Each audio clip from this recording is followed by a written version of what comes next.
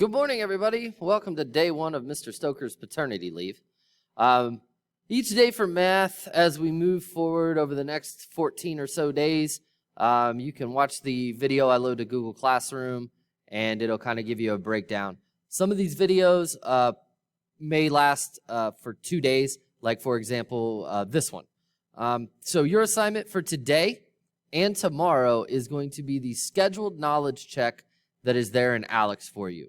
I wanted to go ahead and take these next 2 days and let you work through these knowledge checks because it's been a while since we've done one, and I want to be able to get a good snapshot as we finish up digital learning here at the mid-November, December timeframe, and we're ready when we go back to school in January.